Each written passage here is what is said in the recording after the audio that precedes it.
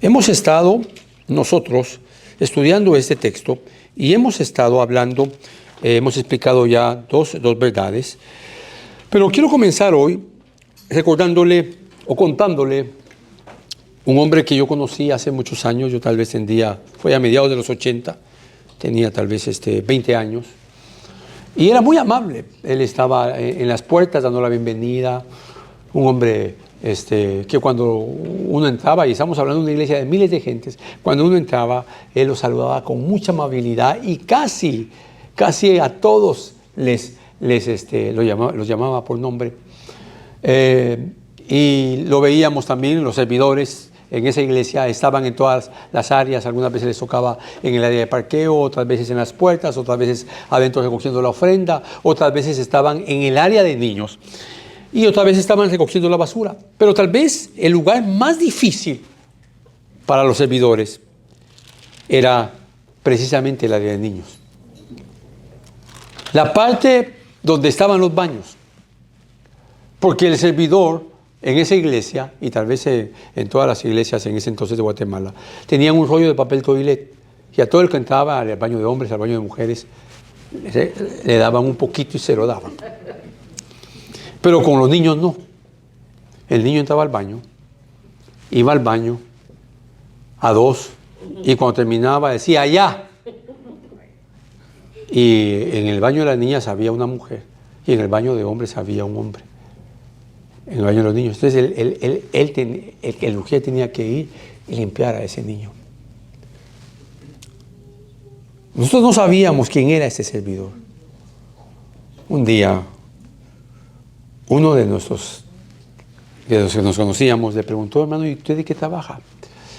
Y él le dijo: yo soy un doctor con una especialidad en cardiología.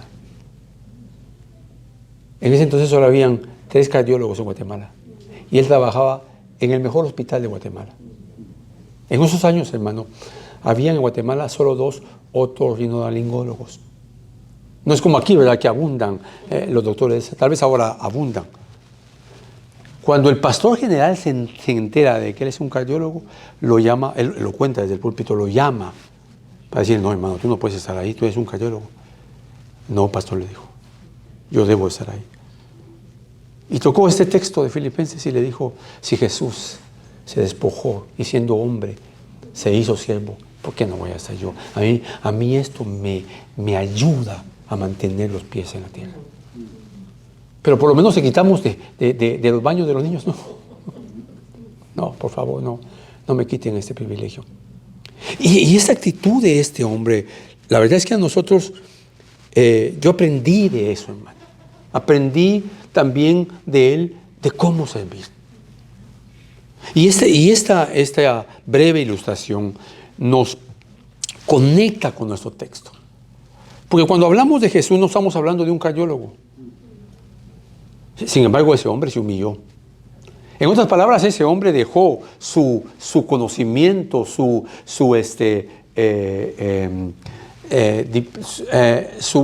carrera, su dinero, porque llegaba en unos carros, lo dejaba ahí a un lado. Ese hombre que estaba ahí y escuchaba al niño, ya iba hacia el baño a humillarse. Ese hombre se había despojado, pero seguía siendo médico. Estaba ahí con él, pero lo había puesto a un lado. Y nuestro texto de esto habla. Nuestro texto habla de la humildad del Hijo, sirviendo como esclavo en el nivel más bajo, humillándose. Ni siquiera un esclavo hubiera hecho eso, aunque el esclavo era un objeto. El esclavo era un objeto para los amos, de tal manera que si ellos querían lo mataban y no era un crimen. Así que vemos a Jesús en esta humildad. Nadie, hermano, alguna vez ha podido tener la humildad de Cristo, pero Él es un ejemplo para nosotros. Así que este hombre, este cardiólogo, nos ilustra, hermano, con claridad el ejemplo que nosotros tenemos que seguir en la humildad de Cristo. No vamos a seguir al cardiólogo, vamos a seguir a Cristo en su humildad. Y no solo en la iglesia, o no solo en el hogar. En el hogar creo que es fundamental, y en la iglesia también es fundamental. Y si lo podemos hacer en el hogar y lo podemos hacer en la iglesia, creo que también nuestras relaciones y nuestra manera de vivir va a bendecir a muchos. Así que esta virtud es uno de los pilares, hermano, fundamentales de la unidad de la iglesia, es decir, la humildad. En nuestro texto, insisto, hay 4 fundamentos que te enseñarán a preservar la unidad del Espíritu. Esta es la idea que hay en estos 10 versículos, de 9 versículos del 1 al 9. Esta es la idea que hay, preservar la unidad del Espíritu. Y el primer punto que vimos fue el estímulo. El segundo punto, acá te lo estoy cambiando porque quiero ver de qué manera, es la misma idea, pero le cambio la palabra. Es la encomienda. Yo le he puesto el gozo, el mandato, pero creo que esta es la mejor palabra para la encomienda. El estímulo, el segundo punto, la encomienda, versículo 2 al 4. Y el tercero es el ejemplo, el que vamos a ver hoy, 5 al 8. Y el último, la exaltación de Cristo, es decir, el estímulo de Cristo, la encomienda de Cristo a través de Pablo, el ejemplo de Cristo y la exaltación de Cristo. Rápidamente, mis amados hermanos, solo les recuerdo que cuando nosotros hablamos, en el versículo 1, hablamos de 2 virtudes que Pablo menciona. Y uno dice si hay algún estímulo en Cristo y si hay algún consuelo de amor de Cristo, se podría también leer. Y entendiendo que la palabra estímulo es la palabra griega que ustedes la conocen, es paracleto, es decir, alguien que está al lado de uno para animarlo, alguien que está al lado de uno intercediendo por uno. Y eso nos estimula, si hay algún estímulo en Cristo, si hay algún consuelo de amor. Y el otro es del Espíritu Santo, si hay alguna comunión del Espíritu Santo. Y claro que esa comunión es la comunión de la unidad y algún afecto de misericordia o la Biblia traduce a algún afecto de compasión. Ese es el primer punto. El segundo punto, del 2 al 4, habla de esa encomienda. ¿Cuál es esa encomienda? Ese mandamiento. Haced mi gozo completo. Y aquí está la unidad, sintiendo la idea principal, teniendo la misma mente, el mismo sentir. Y esa verdad de Pablo, de tener el mismo sentir, tiene 3, yo le pongo 3 indicativos, se podría decir 3 elementos indicativos porque está indicando Pablo lo que quiere decir, pero podría ser también 3 elementos que yo le enseñé. El primero es la unidad, el segundo es la humildad y el tercero es el servicio. Es decir, solo para dejar esto clavado en su corazón, no solo en su mente. El primero es la unidad. Sí, el cristianismo, hermano, tiene que ver con experimentar la unidad en una vida familiar.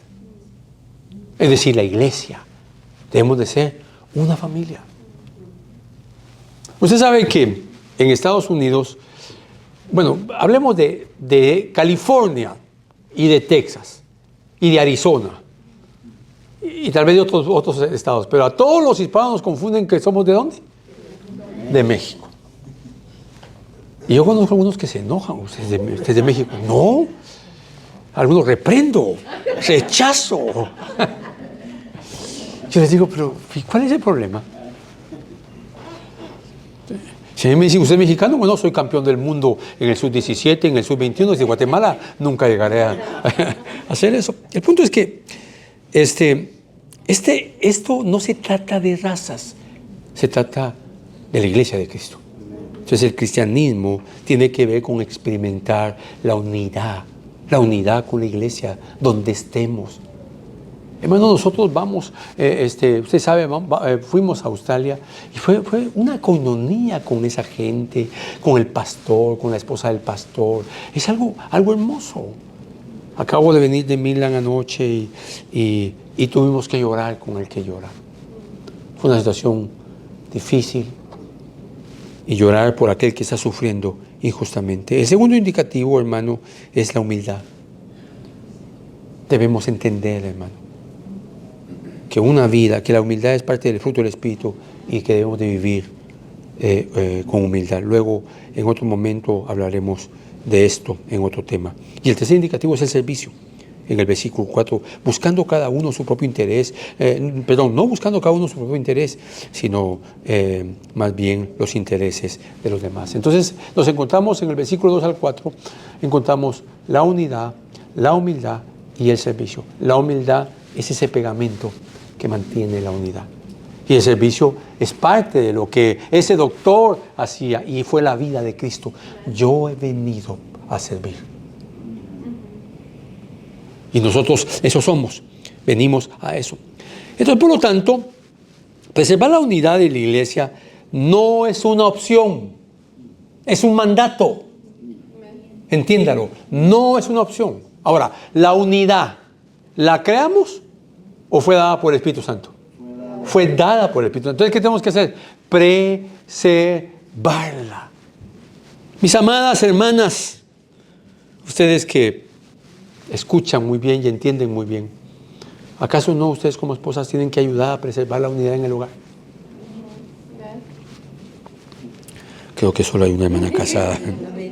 Estoy bromeando. Ok, así que esto nos lleva a nuestro tercer punto, el ejemplo. Del versículo 5 al 8.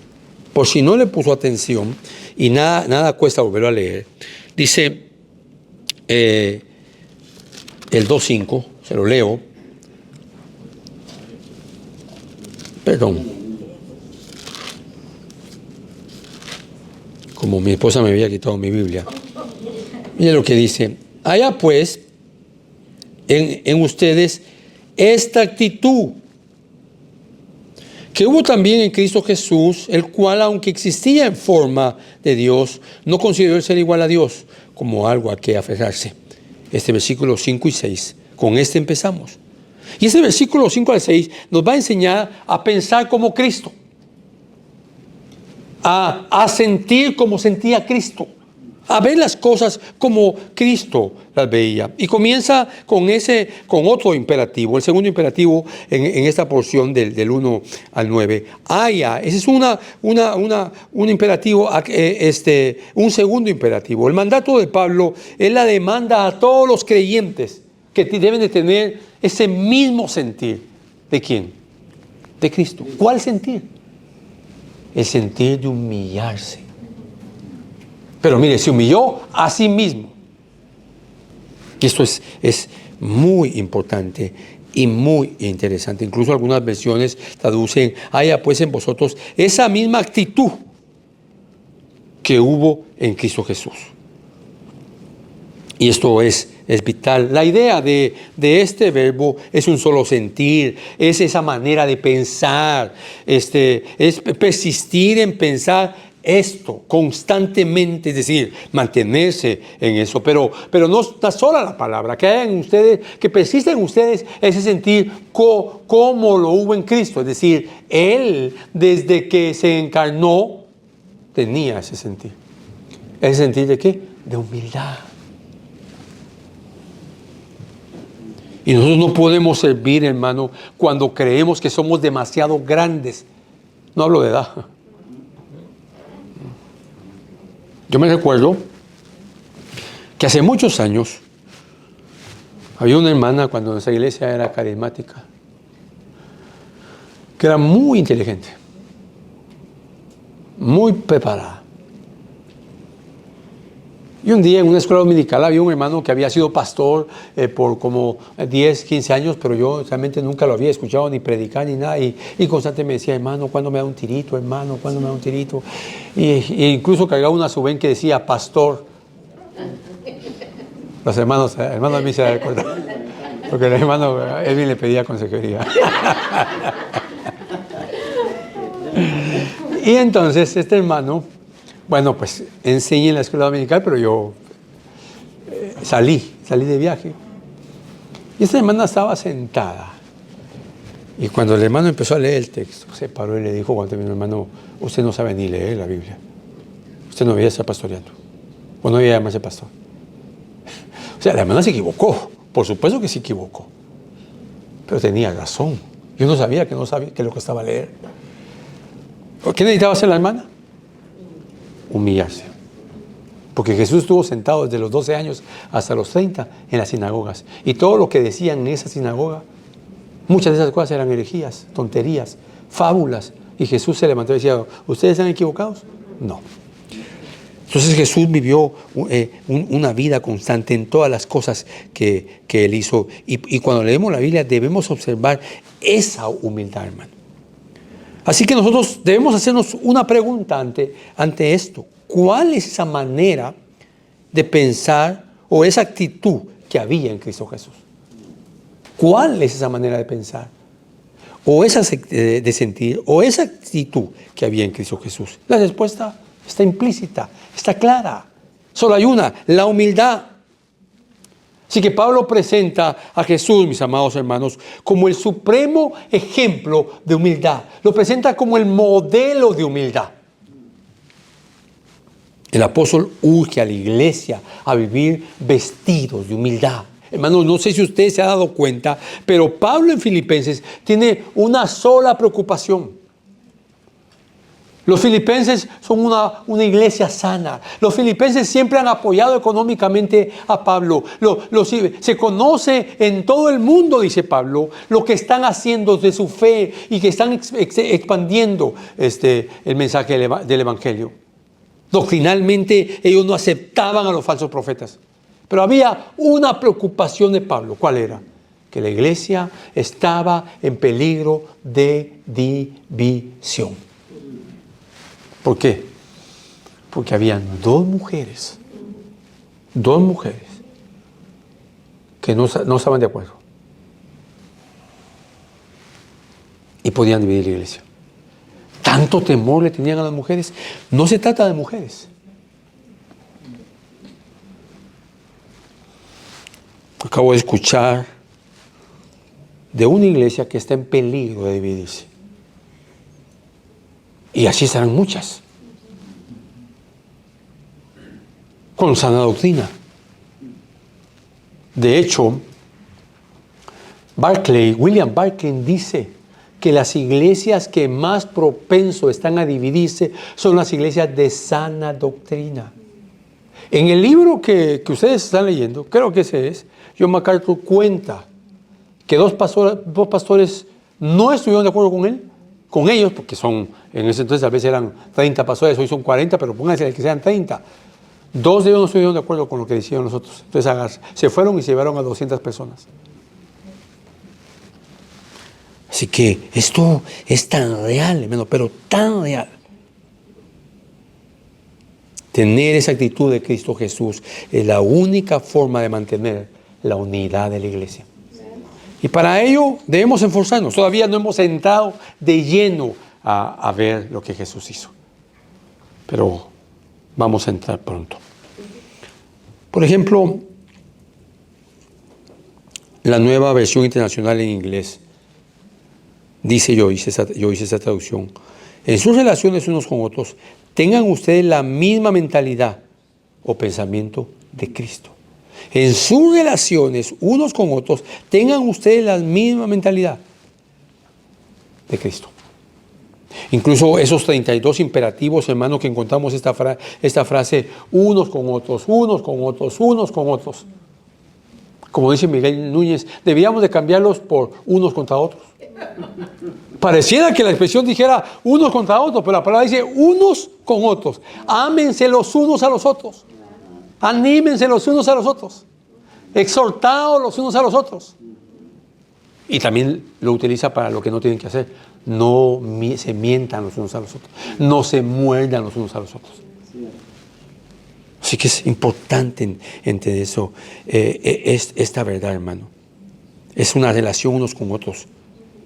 Haya pues un imperativo en vosotros, esta actitud que hubo también en ¿quién? En Cristo Jesús. El ejemplo que usted y yo debemos de seguir es cómo Cristo modela eso para preservar la unidad. Y entonces aquí tenemos que entrar a esas acciones de la humildad de Cristo. ¿Qué fue lo que hizo? Y esto nos lleva a ver cómo Jesús modeló esa humildad, siendo quien era. Porque Cristo era el hombre perfecto. ¿Igual que Adán o no igual que Adán? No, sobre Adán. Porque Adán nunca fue Dios al mismo tiempo. Jesús sí. Porque Adán fue creado del polvo de la tierra. Jesús no. Así que por eso es que Jesús, se lo dije en esa palabra, Jesús, la palabra que utiliza Pablo, la palabra griega habla del horizonte. Esa palabra originalmente se utilizaba en griego para hablar del horizonte que divide el día de la noche y el cielo de la tierra. Y es lo que está diciendo Pablo cuando habla de Jesús. Él como hombre es totalmente diferente, aunque por supuesto que participó de carne y sangre. Pero eso al final es otro tema. Así que nuestro texto nos va a presentar en este momento esa joya teológica que nos muestra las acciones, hermano, para entender cómo vivir en humildad. Tal vez el mayor enemigo que usted y yo tenemos es nuestra arrogancia.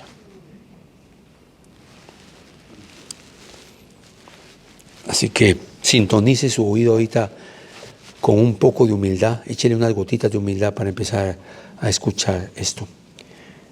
Estamos en el 5, ¿verdad? Allá pues en ustedes esta actitud que hubo también, que hizo Jesús. El 6 empieza. El cual existía en forma de Dios.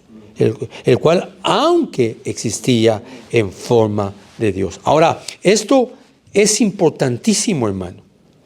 Este verbo debe traducirse, y perdón la expresión, como un participio, es decir, porque es un participio, el cual existiendo. Es decir, es algo que nunca dejó de existir, el cual existiendo en forma de Dios, ¿qué hizo? El 6, estamos en el 6, ¿verdad? El cual existiendo en forma de Dios, Él no consideró, pero antes de que vayamos a esa palabra, porque esto está enfatizando que Jesús es eterno. Pablo, hermano, hubiera podido utilizar cualquier otro término, pero ahora utiliza también la palabra forma. Dense cuenta que nuestro español utiliza la palabra forma cuando habla de que Jesucristo siempre ha sido Dios, pero también utiliza la palabra forma cuando habla de que Él se hizo hombre. Pero en griego son dos palabras diferentes para hablar de dos cosas diferentes. Porque lo que está haciendo Pablo aquí es diciendo, Jesús era verdaderamente hombre porque siempre ha sido Dios. Verdaderamente hombre, pero verdaderamente Dios. Y luego en el segundo versículo dice, o el versículo 8 creo que dice, y era verdaderamente hombre. Hay cosas que usted y yo no podemos ni debemos explicar. Por ejemplo, la palabra forma, ese término que se usa aquí, recalca la esencia de la naturaleza de una persona, o recalca el estado o condición continuo y permanente.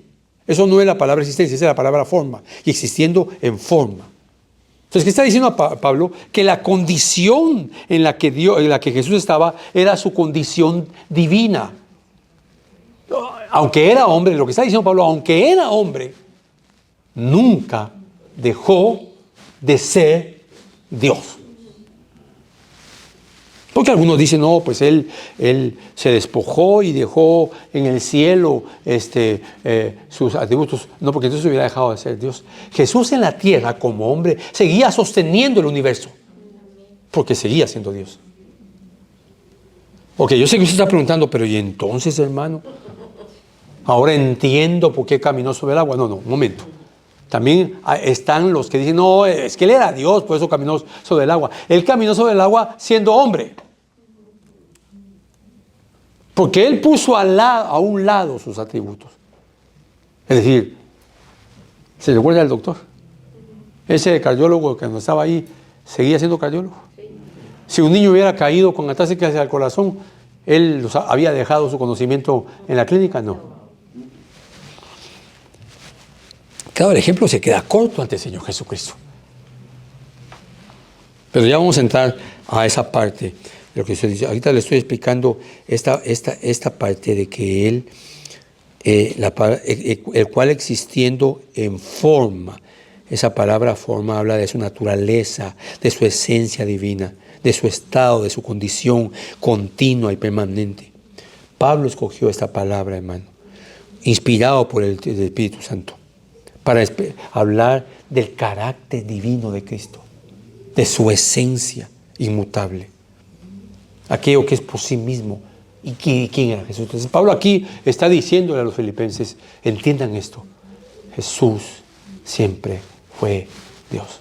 ¿Sabía usted que, por ejemplo, que en la Mishnah son todos los escritos de las tradiciones judías desde más de 2.500 años, de la hermenéutica equivocada judía?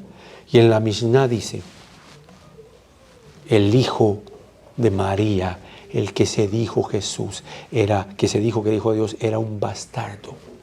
Hasta la fecha se habla de Jesús, está ahí escrito.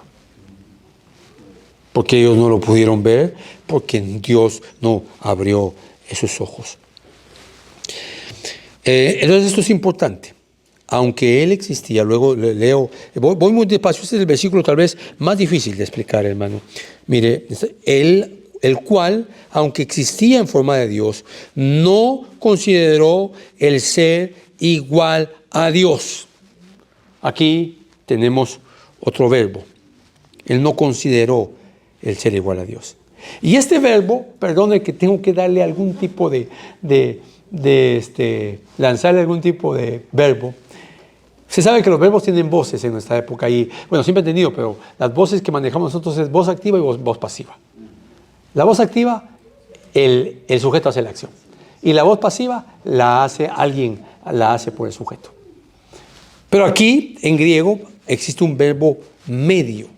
Esa es una voz media que está señalando que el actor, es decir, el sujeto, en este caso, Cristo es el actor, es el protagonista, que el protagonista actúa sobre sí mismo. Entonces, cuando, por ejemplo, tengo que preguntar hasta dónde tengo que llegar. Entonces, cuando, por ejemplo, usted va y se compra un par de zapatos, es por decir así, un verbo medio, porque usted se está comprando para usted. Está comprando algo para usted. Claro, aquí Jesús no estaba haciendo nada para sí mismo. Estaba haciendo algo para bendecirnos a nosotros. Esa es la fuerza de la voz media. Cuando dice la Biblia, y Dios nos escogió para sí. O sea, no está haciendo algo para Él mismo, aunque se está despojando de sí mismo. No sé si me explico. Por eso es que no se puede utilizar el verbo medio como un ejemplo, como el que dije, aunque está comprando algo para Él mismo, pero lo está comprando por su interés.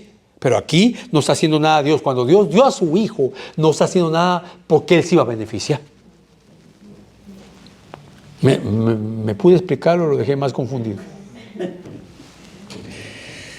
Así que no consideró el ser igual a Dios. Por lo cual, bueno, el texto dice, no consideró, el verso 6, como algo, y el cual, aunque existía en forma de Dios, no consideró el ser igual a Dios. Es decir, en la tierra, Él puso sus atributos divinos, digámoslo de esa manera, le bajó volumen, los puso a un lado, pero seguía siendo Dios. O sea, Dios es omnipresente, ¿verdad? Y entonces, ¿cómo explicamos eso? Pero Él seguía siendo Dios. Usted se da cuenta que llega un momento en que la mente no puede ahondar más allá, porque Él es Dios. ¿Pero puede estar el diablo al mismo tiempo en todo lugar? No. ¿Y quién le da demasiado poder al diablo? Porque al mismo tiempo en todo el mundo dice, el diablo me atacó. Y el diablo no puede estar en todas partes, solo está en un lugar. Así que no se preocupe, que lo que está por ahí es otro demonio. Porque hace un montón. Así que la voz media hace esa acción. Y el apóstol continúa, quien aunque existiendo en forma de Dios, ¿qué quiere decir existiendo en la forma de Dios, verdad? Es decir, siempre ha sido Dios.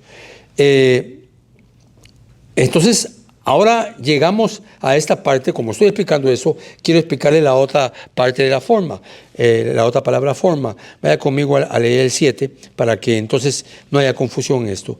Sino que se despojó a sí mismo, tomando forma de siervo. Ok, aquí Pablo a propósito utiliza otra palabra griega que habla de una condición. La primera hace relación de algo íntimo, esencial, permanente en la naturaleza. La otra palabra griega, hermano, es una condición externa, un aspecto externo, transitorio. Eso quiere decir, transitorio, que Jesús no siempre fue humano, no siempre fue hombre. Pero cuando Él se encarnó, Él se hizo hombre. Y entonces vivió como hombre. Pero ahora Jesús es el Dios hombre. No sé si entiendes. Cuando a usted le preguntan, ¿Jesús hoy es verdaderamente Dios? Sí. ¿Y es verdaderamente hombre? Sí. ¿Y cómo me explica eso? No sé.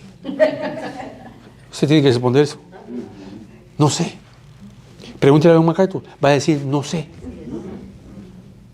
Pero creemos eso porque la Biblia lo dice.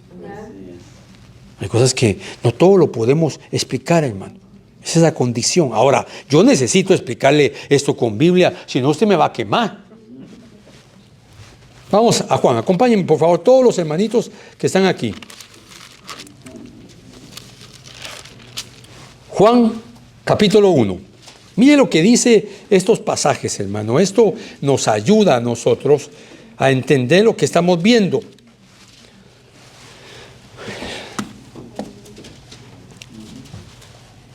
¿Está ahí? Amén.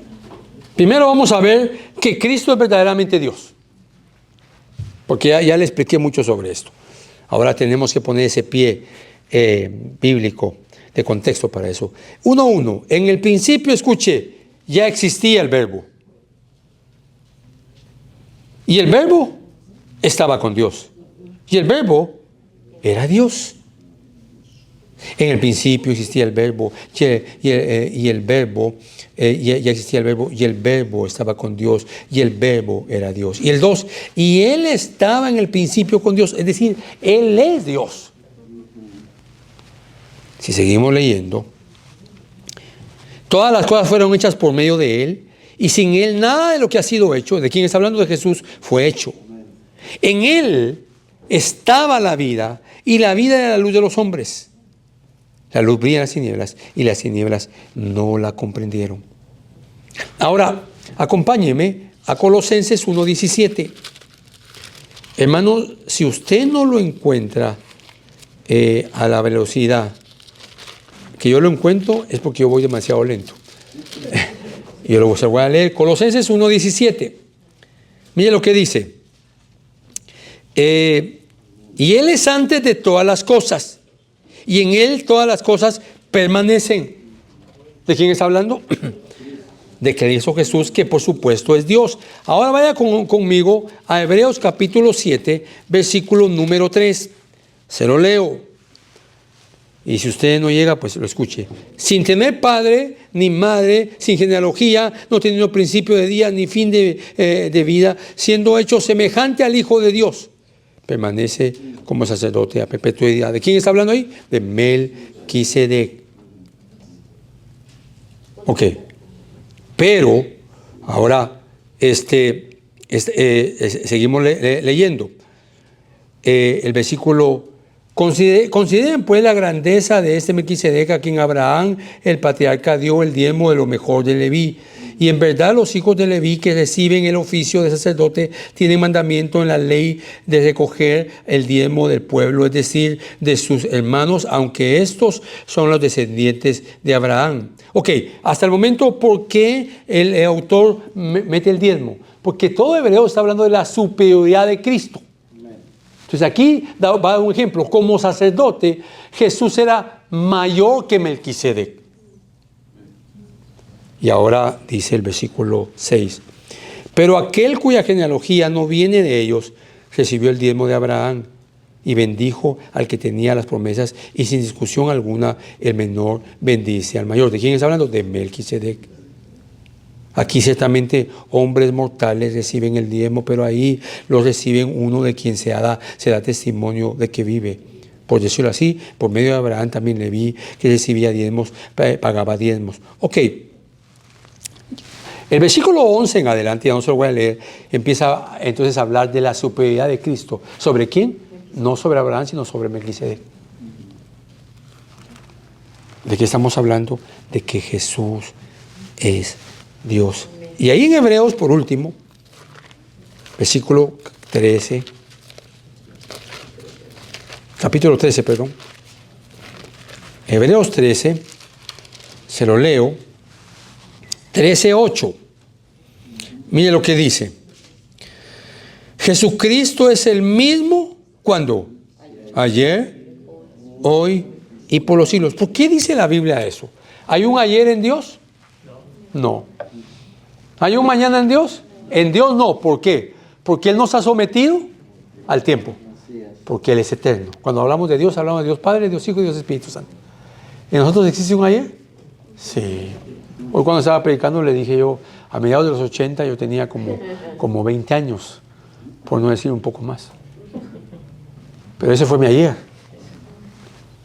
Y este es mi presente. Y mañana es mi futuro. Entonces estamos sometidos al tiempo. Lo que todos los jóvenes, bueno, la mayoría de ustedes, Glenda y yo los miramos jóvenes. Bueno, además yo no, pero la mayoría de ustedes. Pero mire, ustedes nos miran. Mi hermano sí que va a estar de acuerdo. Sí, este está viejito. No se preocupe, que aunque sea ahí en la tumba, los huesos los va a estar esperando. Porque vienen, porque ustedes vienen también. Vienen en eso.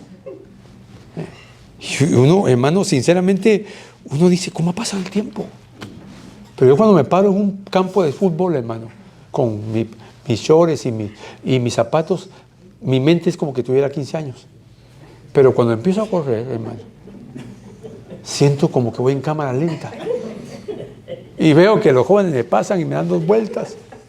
Y yo antes de que se hace algo, primero me caigo, que puede hacer lo que según yo algún día hice. Pero Dios es el mismo ayer. ¿Por qué nos escribe así Dios? Porque Dios nos habla en un idioma que podamos entender. Y eso es importante entenderlo. Así que esto está describiendo que Jesucristo era verdaderamente Dios. Pero también Juan 1.14, regrese a Juan 1.14, está describiendo que Jesús era verdaderamente hombre. Mira lo que dice el 1.14, Juan 1.14. El verbo se hizo carne. No solo se hizo carne, habitó entre nosotros. Y vimos su gloria, gloria como del unigénito del Padre, lleno de gracia y de verdad. O sea, ¿qué está diciendo aquí Juan? Juan está dando testimonio que Jesús era verdaderamente hombre. Gálatas 4:4. Vaya ahí conmigo a Gálatas capítulo 4. Mire lo que dice Gálatas 4:4. Yo se lo leo, hermano, rápidamente. Pero cuando vino la plenitud del tiempo, Dios envió a su Hijo, nacido de mujer, nacido bajo la ley, a fin de que redimiera a los que estaban bajo la ley, para que recibiéramos la adopción de hijos. ¿De qué está hablando? De que Jesús es verdaderamente hombre. Ahora vaya conmigo a Hebreos capítulo número 2, versículo 14. Es que yo necesito que usted se dé cuenta de lo que está haciendo Pablo, hermano. Hebreos 2:14. Se lo leo. Así que por cuanto los hijos participaron de carne y sangre, también Jesús participó de lo mismo para anular mediante la muerte del poder de aquel, mediante la muerte el poder de aquel que tenía el poder de la muerte, es decir, el diablo, y librar a los que por el temor de la muerte estaban sujetos a esclavitud durante toda la vida. Así que aquí está hablando de que Jesús era verdaderamente hombre. Y por último, no es que sea el último versículo que hay sobre esto, pero es el último versículo que le leo. Primera de Juan, capítulo 1, versículo 1, el mismo autor casi escribe lo mismo. Juan, el apóstol, En Juan 1:1 dice, en el principio era el verbo, y el verbo estaba con Dios, y el verbo era Dios. Y aquí en el versículo 1, primera de Juan 1:1 dice, lo que existía desde el principio. Mira lo que ahora él dice, lo que hemos oído, lo que hemos visto con nuestros propios ojos, lo que hemos contemplado y lo que ha tocado nuestras manos, esto escribimos acerca del verbo de vida. Y la vida se manifestó y nosotros la hemos visto y damos testimonio y les anunciamos a ustedes la vida eterna que estaba con el Padre y se manifestó a nosotros. Lo que hemos visto y oído les proclamamos también a ustedes para que también ustedes vengan, tengan comunión con nosotros. En verdad nuestra comunión es con el Padre y con su Hijo Jesucristo. En otras palabras, y mira lo que hace Juan, está hablando de Cristo como verdaderamente Dios y como verdaderamente ¿qué? Hombre. Verdaderamente Dios y verdaderamente hombre. Esto es vital. ¿Sí está entendiendo? Usted va a decir esto es más difícil que el álgebra. Entonces aquí tenemos esta verdad gloriosa. Entonces nosotros tenemos que aprender de Cristo. Tenemos que hacerlo. ¿Y qué es lo que tenemos que aprender? Ok, regresemos a Colosenses. A Colosenses, ¿verdad? Filipenses. Mire pues, con tanta cosa. Haya pues en ustedes esta actitud que hubo también en Cristo Jesús, el cual, aunque existía en forma de Dios, no consideró ser igual a Dios como algo a que aferrarse. Y el 7, sino que se despojó de sí mismo tomando forma de siervo y haciéndose semejante a los hombres. Aquí viene esa famosa palabra que usted ha oído, la kenosis del Señor Jesucristo. Se despojó, tomando forma de siervo, haciéndose, es decir, haciéndose. También se podía traducir en vez de tomando, haciéndose semejante, tomando forma de siervo, haciéndose semejante a los hombres. ¿Qué significa que se despojó? La traducción es se vació a sí mismo. Esta palabra griega, hermano, corresponde a la encarnación del Señor Jesucristo. Es decir, Él se vació, hizo a un lado sus atributos sin dejar de ser Dios. ¿Para qué? Para convertirse en verdaderamente hombre. Fue un acto voluntario, de nuevo. Es un acto voluntario mostrando que su humildad. Nosotros, como verdaderamente creyentes, debemos hacer actos constantemente voluntarios y hacer un sacrificio en el sentido de no creernos tanto. Tal vez el lugar donde más nosotros debemos de vaciarnos de lo que creemos que somos es en el hogar. Hermanas, dejen de tratar a sus esposos como hijos. Hace esto. Levántate a tal hora. Esposos, dejen de ser tan ásperos con sus esposas. ¿De qué tenemos que vestirnos? De humildad. Fue un acto voluntario, de renuncia. Esto no quiere decir que Él quitó su divinidad. No puede, en el sentido de que Él es Dios. No. Puede decir para que diga, bueno, ¿cómo así que Dios no puede? ¿Dios puede mentir? No. ¿Por qué? Porque Él es Dios. ¿Dios puede pecar? No puede pecar porque Él es santo. Me dijo un psicólogo una vez, pero Él es omnipotente, todopoderoso, entonces ¿por qué no puede mentir? Tú no entiendes qué significa bíblicamente que Dios sea Dios. Pero Él no puede pecar, porque Él es santo, 3 veces santo.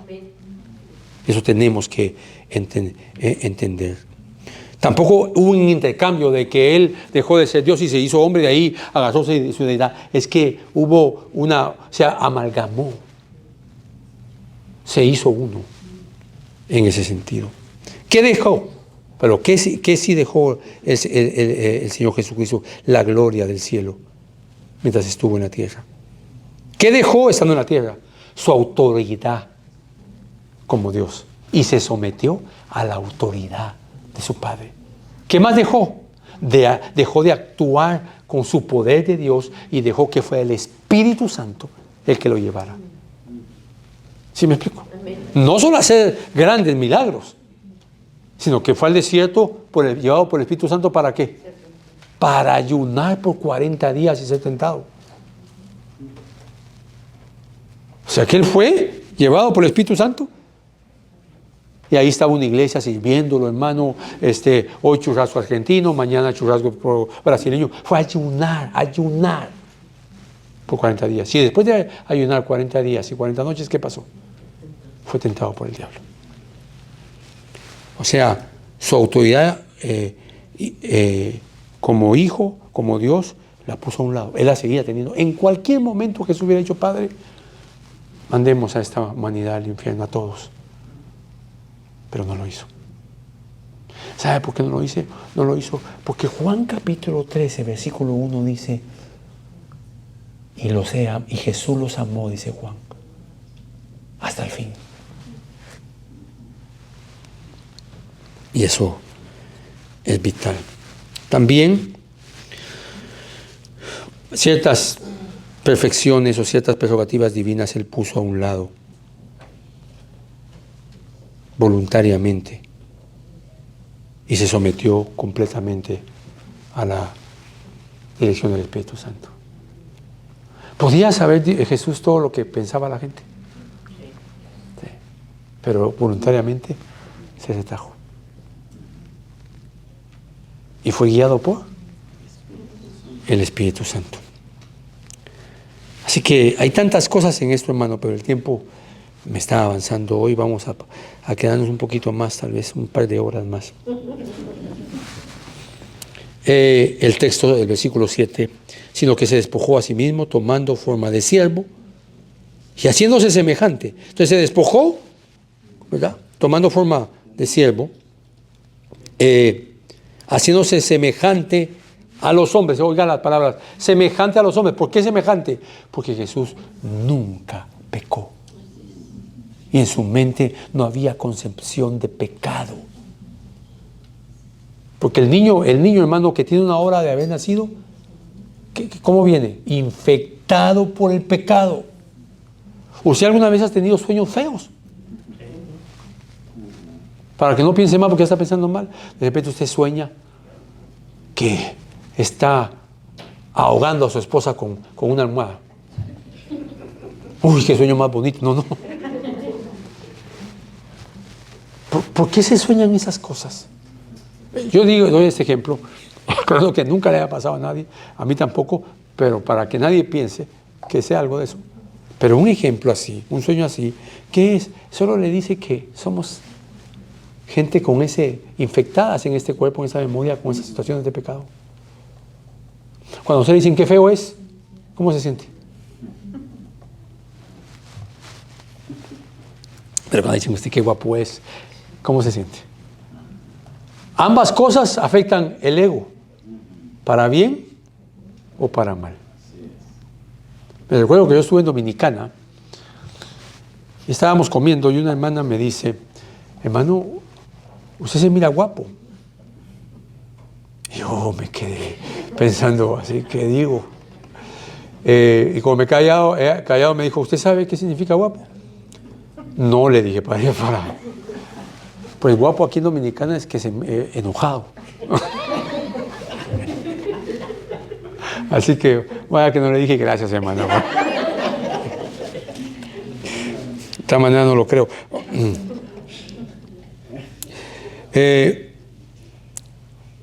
¿Qué más tenemos aquí, hermano, por el tiempo? Estoy viendo qué escojo, que le digo y qué no le digo. O sea, que Jesucristo no fue solamente,